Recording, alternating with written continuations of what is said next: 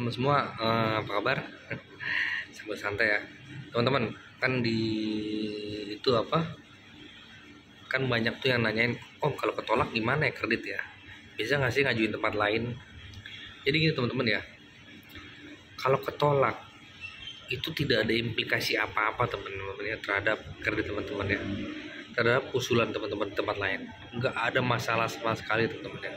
Kalau ditolak misalkan teman-teman ngajuin di BNI atau di BRI, terus teman-teman ngajuin ke Bank Mandiri setelah ditolak, bisa nggak sih? Nggak masalah teman-teman ya.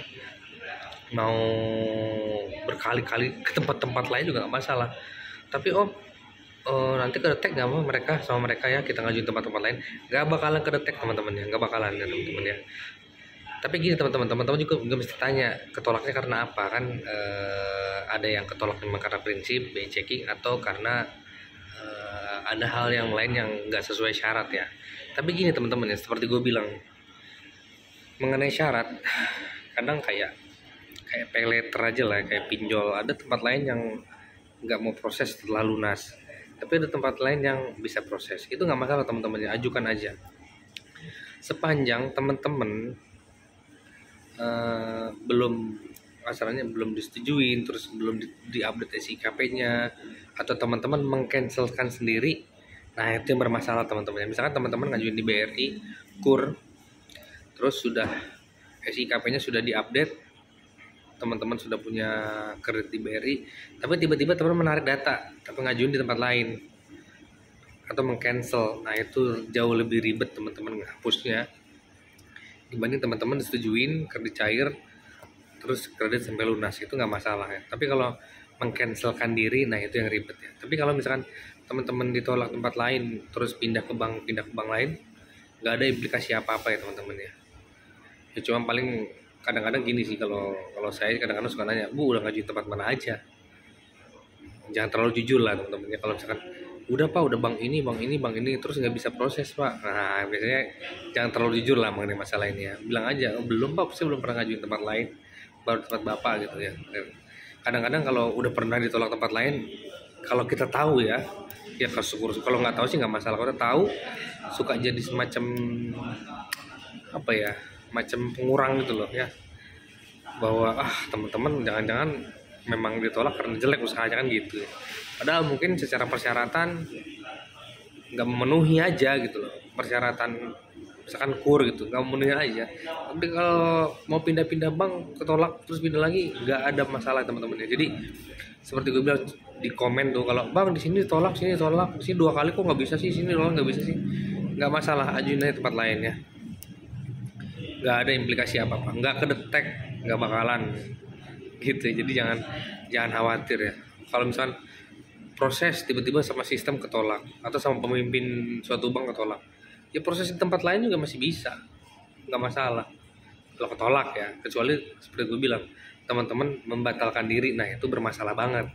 Kalau kredit non KUR sih nggak masalah, komersil. Tapi kalau kredit KUR itu sangat bermasalah ya. Kalau misalkan teman-teman mengcancelkan diri, apalagi cancelnya setelah disetujuin kreditnya, wah itu lebih ngaco lagi ya. Makanya kalau teman-teman mau batal, lebih baik ketika belum sampai disetujuin, sehingga sistemnya terupdate, teman-teman di SIKP sudah memiliki kredit. Nah itu ribet hapusnya. Kalau menarik diri, mumpung belum diputus, belum apa-apa, tarik tuh teman-teman ya. Pikir-pikir dulu makanya ketika ngajuin kredit. Kenapa? Karena ngusulin kredit itu ribet. Jangan sampai teman-teman orang lain banyak yang pengen dapat kredit KUR, teman-teman udah setujuin malah narik diri ya. Terus ini juga mengenai antrian teman-teman. Ada yang komen bahwa bang kalau antrian kok kita diantri ya, padahal kita kan nasabah baru gitu kan diprioritaskan gitu. Jadi gitu teman-teman ya, kalaupun teman-teman nasabah baru, bukan berarti ya teman-teman juga ya, mungkin secara peraturan teman-teman diprioritaskan. Dalam artian peraturan, kalau top up itu kan harus melunasi kredit sebelumnya. Kalau top up kan ribet lah ya. Tapi kalau nasabah baru kan langsung input, enak gitu ya, tanpa menghapus kredit sebelumnya dan lain-lain ya. Cuman jangan berpikir bahwa pasti teman-teman juga diprioritaskan, enggak juga. Apalagi mereka sudah nasabah existing yang top up, yang sudah kenal dari dulu, sudah ngambil berkali-kali, usahanya udah ketahuan bagus, mereka juga pasti akan tetap diprioritaskan menurut gue ya. Dan masalah antrian ini juga jangan terlalu jadi patokan bahwa semua nasabah baru akan diprioritaskan terus dikerjain duluan. Nggak bisa kayak gitu teman-teman ya. Gue kasih tahu ya, waktu gue proses, gue pasti nyari debitur yang datanya paling lengkap.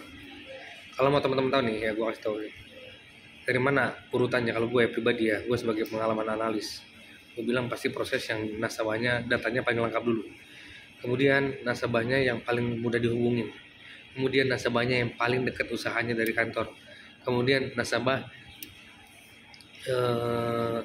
data lengkap, mudah dihubungin, terus dekat usahanya, terus sama yang usahanya paling gampang kerjain ya enggak.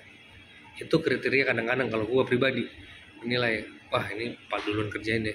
Terus sama yang terakhir adalah nasabah yang sudah dikunjungin sama pemimpin kita, itu pasti diduluin tuh. Ngapain kita ngerjain sesuatu yang belum kita survei atau belum pemimpin kita survei ya kan. Kita nggak bakalan ngerjain sesuatu yang pemimpin belum setuju secara lisan, nggak mau kita juga. Walaupun ujung-ujungnya nanti kadang-kadang ketika sama pemimpin kerja tersebut bisa ditolak bisa diterima, tapi kita pasti ngerjain yang sudah disurvei duluan sama pemimpin kita, itu udah normal ya. Jadi ya memang kadang-kadang nantrian sabar aja,